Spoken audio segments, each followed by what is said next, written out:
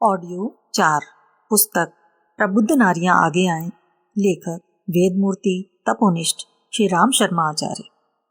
संस्कारों द्वारा परिवार निर्माण के क्रम में विवाह दिसोत्सव संस्कार का विशेष महत्व है।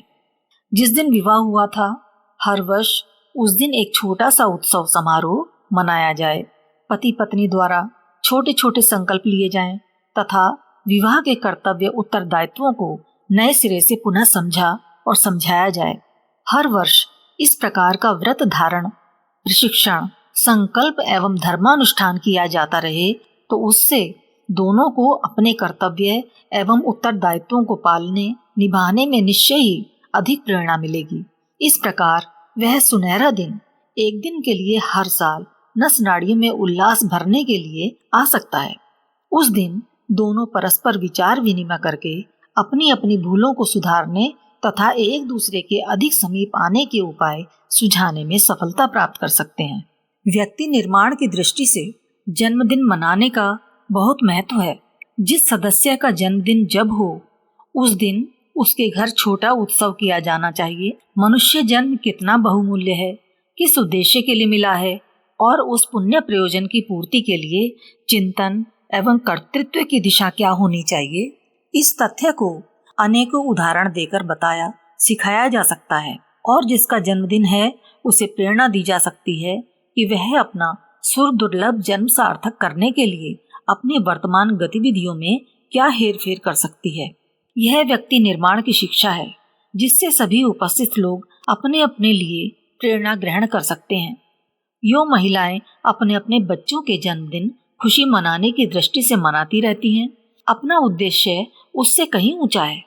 सदस्यों का जन्मदिन मनाने की परंपरा इसलिए रखी गई है ताकि उस दिन उन्हें आत्मचिंतन की नई प्रेरणा प्राप्त करने का अवसर मिले। ये सभी संस्कार आयोजन ऐसे हैं जिन्हें महिलाएं ही मिलजुल कर मना सकती हैं। हवन, कर्मकांड आदि के मंत्र एवं विधान सभी ऐसे सरल हैं जिन्हें शिक्षित महिलाएं कुछ ही दिन के प्रयत्न से बहुत अच्छी तरह सीख सकती हैं। आयोजनों में खर्च कुछ रुपए ही रखा गया है।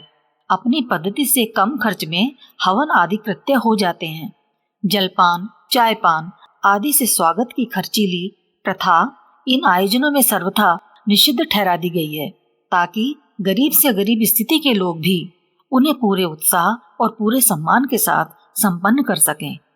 हेडिंग 3 सामूहिक पर्व त्योहार। अपने गली मोहल्ले या गांव नगर के सभी नर नारियों को इकट्ठा करके सामूहिक रूप से पर्व त्योहार मनाने के कार्यक्रम बनाने चाहिए। दीपावली, वसंत पंचमी, शिवरात्रि, होली, रामनवमी, गायत्री जयंती, गुरु पूर्णिमा, रक्षाबंधन, विजयादशमी आदि त्योहारों को सार्वजनिक आयोजनों के रूप में मनाया जाना चाहिए और इन पर्वों के पीछे व्यक्ति निर्माण के जो सूत्र भरे पड़े हैं उनसे जन जागरण को अवगत कराना चाहिए। समाज के नव निर्माण में इन आयोजनों का क्रांतिकारी प्रभाव देखा जा सकता है। युग निर्माण मिशन ने इन्हें मनाने के जो विधान बनाए हैं तथा प्रतिपादन के जो तथ्य प्रस्तुत किए हैं वे अभूतपूर्व हैं। उनमें आज की समस्याओं के प्रखर समाधानों को कूट कूट कर भर दिया गया है। कार्तिकी अमावस्या की दीपावली होती है और वह अर्थ संतुलन के साथ जुड़े हुए अनेक समाधान लेकर आती है। उस पर्व को मनाते हुए देश की अर्थव्यवस्था की विकृति के कारण और उन्हें संतुलित करने के उपाय सुझाए जा सकते हैं। इसी प्रकार माघ सुदी पंचमी को वसंत पंचमी शिक्षा की, फाल्गुन सुदी पूर्णिमा को होली स्वच्छता एवं श्रम सहयोग की, चैत्र सुदी नवमी रामनवमी मर्यादा पालन की, ज्येष्ठ सुदी दशमी गायत्री जयंती आत्मिक पवित्रता की, आषाढ़ सुदी पूर्णिमा गुरु पूर्णिमा अनुशासन की, श्रावण सुदी पूर्णिमा श्रावणी उपनयन परिवर्तन के साथ द्विजत्व की, पशु जीवन त्याग कर मनुष्य जीवन में प्रवेश करने की जिम्मेदारी निभाने की, भाद्रपदवदी अष्टमी जन्माष्टमी कृष्ण के कर्मयोग की, आश्विन सुदी दशमी विजयादशमी शक्ति संचय की प्रेरणा लेकर आती है। इन पर्वों को मनाने के समय उपर्युक्त समस्याओं पर प्रकाश डालते हुए सामाजिक संगठन, संशोधन एवं विकास की अनेक गुत्थियों के हल सुझाए जा सकते हैं। समाज निर्माण की शिक्षा इस माध्यम से उत्साहवर्धक वातावरण में ही अच्छी तरह हो सकती है। धर्म परंपराओं के निर्वाह के साथ साथ लोक शक्ति को जागृत, परिष्कृत, संगठित एवं विकसित करने का यह तरीका इतना उत्तम है कि भारत की वर्तमान परिस्थितियों में लोक शिक्षण का और कोई उपाय सोचा ही नहीं जा सकता है। हेडिंग 4, पारिवारिक गोष्ठी एवं बच्चों को कहानियां सुनाना। परिवार का भावनात्मक निर्माण करने के लिए साप्ताहिक परिवार गोष्ठियों में घर की समस्याओं पर परस्पर विचार विनिमय करने, बजट बनाने तथा भावी रीति नीति निश्चित करने का सिलसिला चलाया जा सकता है। समस्याओं का समाधान ढूंढा जा सकता है और प्रगति के नए चरणों का निर्धारण किया जा सकता है। हर नारी को इसके लिए सुनिश्चित रूपरेखा बनानी होगी और अपने निज के व्यक्तित्व को विकसित करने के साथ समूचे परिवार का नव निर्माण करने के लिए साहस समेटना पड़ेगा। सामान्यतया बच्चों को प्रेरणाप्रद कहानियां सुनाने की छोटी सी बात को लेकर आगे बढ़ना है। सभी सदस्याएं बच्चों के लिए ज्ञानवर्धक एवं दिशा देने वाली कहानियां सीखेंगी और उन्हें किस आयु के बच्चों के लिए किस प्रकार कहना चाहिए यह कला अपनाएंगी। हर घर में रात्रि को कहानियां कहने का प्रचलन होना चाहिए। दादी नानी की कहानी की उक्ति प्रसिद्ध है। वृद्धाएं तथा जिनके पास अवकाश रहता है वे इस कार्य को बड़ी आसानी से कर सकती हैं। उनको उत्साह न होने पर कामकाजी महिलाएं भी किसी प्रकार उसके लिए समय निकाल सकती हैं। यूं आज ऐसी कहानियों की भारी कमी है जो मात्र मनोरंजन न होकर बच्चों को दिशा व प्रेरणा दे सकें। फिर भी उन्हें ढूंढा और उपलब्ध कराया जा सकता है। बच्चों में कहानियां सुनने का सहज भाव होता है। जब वह सिलसिला चल पड़े तो घर के अन्य लोग भी खिसक कर वहीं इकट्ठे हो जाते हैं। कथा सुनने में आनंद तो सभी को आता ही है। इस प्रकार कहानियां कहने की प्रक्रिया यदि सुनियोजित और दूरदर्शितापूर्ण आधार लेकर चलाई जाए तो इस छोटे दिखने वाले कार्य से भी अगणित सत्परिणाम प्रस्तुत हो सकते हैं। व्यक्तियों के निर्माण में कथा प्रचलन की अनुपम भूमिका हो सकती है। आवश्यक नहीं कि कथा में धर्म ग्रंथ ही पढ़े सुने जाएं और उनका समय रात्रि का हो। सुविधा और रुचि के अनुसार इसमें परिवर्तन किए जा सकते हैं। रात्रि की अपेक्षा तीसरे प्रहर भी इसका समय हो सकता है। व्यक्ति, परिवार और समाज की समस्याओं के स्वरूप समझाने वाली और उनके समाधान बताने वाली पुस्तकें भी एक प्रकार से धर्म ग्रंथ ही हैं। संस्कृत में बात कही गई हो या देसी भाषा में, इसमें कुछ अंतर नहीं आता। प्राचीन काल के ऋषियों ने अपने समय की समस्याओं पर उसी समय की परिस्थितियों का ध्यान रखते हुए प्रकाश डाला था। आज की स्थिति उस समय से भिन्न है। आज वे समस्याएं नहीं जो प्राचीन काल में थीं। अब नई समस्याएं सामने हैं और उनके समाधान आज के हिसाब से ही ढूंढने होंगे। यह काम युग दृष्टाओं और काल पुरुषों का है।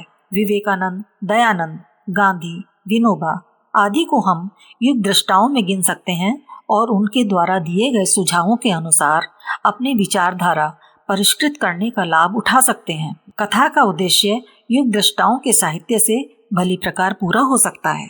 हेडिंग 5, तुलसी रोपण। तुलसी के पौधे घर घर लगाए जाने का अभियान भी चलाना चाहिए। उसके पत्ते, फूल, बीज आदि सभी उपयोगी औषधि का काम करते हैं। जुकाम, बुखार, सर्दी, खांसी आदि कितने ही रोगों में उनका प्रयोग हो सकता है। तुलसी के स्पर्श से वायु शुद्ध होती और मच्छर मक्खी भागते हैं। सबसे बड़ी बात है घर के वातावरण में धार्मिकता का समावेश। फल, शाक आदि न लग सकें तो भी वृक्षारोपण के प्रतीक चिन्ह के रूप में तुलसी का पौधा हर घर में सम्मान पूर्वक लगाया जाना चाहिए। रचनात्मक अभियान का यह भी एक अच्छा शुभारंभ माना जाएगा। हेडिंग 6, शिशु पालन का प्रशिक्षण। सुगृहिणी को कुशल मालियों की तरह अपने घर परिवार के लिए न केवल सुकोमल अनुदान देने पड़ते हैं परंतु दूरदर्शी प्रशासक की तरह नियंत्रण एवं प्रतिरोध के कड़े कदम भी उठाने पड़ते हैं। बुद्धिमान माताएं अपने बालकों पर केवल प्यार ही नहीं करती, वे एक आंख से दुलार दूसरी से वर्जन का हथियार भी थामे रहती हैं। इसी संतुलन के अभाव में माता की एक पक्षीय प्रवृत्ति बच्चों के व्यक्तित्व का नाश कर देगी। अविवेकपूर्ण दुलार से बच्चे बिगड़ते हैं, इसे हर कोई जानता है। नारी को दोनों ही शस्त्र ढाल तलवार की तरह सुरक्षात्मक और आक्रमणात्मक दोनों ही प्रयोजन पूरे करने हैं। हेडिंग 7, लड़का लड़की एक समान। घरों में लड़के और लड़कियों के बीच बढ़ता जाने वाला भेदभाव तुरंत समाप्त किया जाना चाहिए। लिंग भेद के कारण किसी को ना तो सम्मान मिले ना तिरस्कार। ना तो लड़कियों को छोटी नजर से देखें, ना लड़कियां ही अपने को हीन अनुभव करें।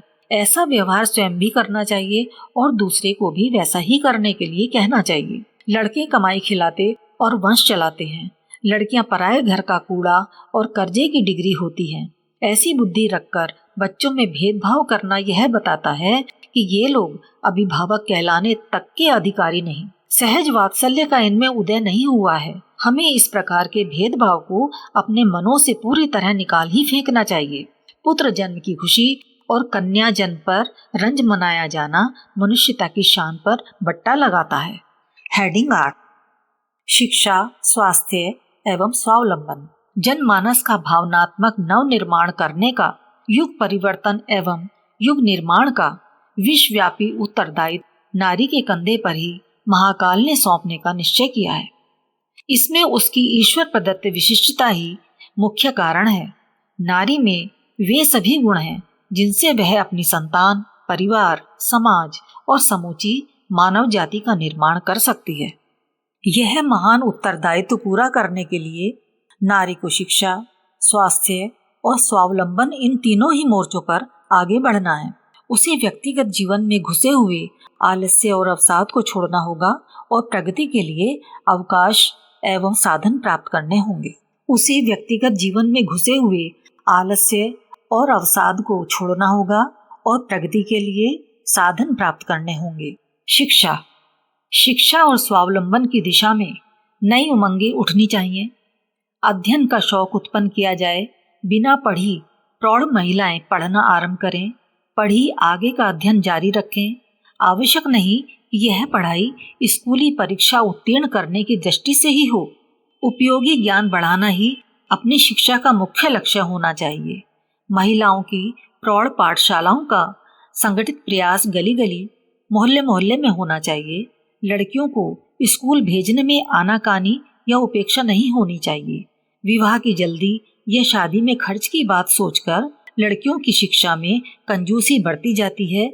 इस उपेक्षा वृत्ति का अंत होने से ही नारी का स्तर ऊंचा उठेगा और भविष्य उज्जवल होगा।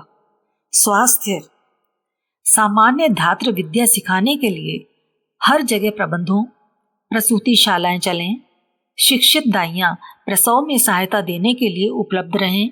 पिछड़े क्षेत्र में इस जानकारी के अभाव में हर साल लाखों मृत्यु होती हैं और अगणित महिलाएं इसी कुचक्र में जीवन भर के लिए भयंकर यौन रोगों से ग्रसित हो जाती हैं। इनका जीवन बचाने के लिए हर जगह प्रबंधों, प्रजनन सीमित करने की आवश्यक शिक्षा, सफाई, रोगी की परिचर्या, पौष्टिक भोजन की उपयोगिता, विभिन्न रोगों में घरेलू उपचार, प्राथमिक चिकित्सा, नशे से स्वास्थ्य को हानि आदि विषयों का ज्ञान सभी महिलाओं को दिया जाए।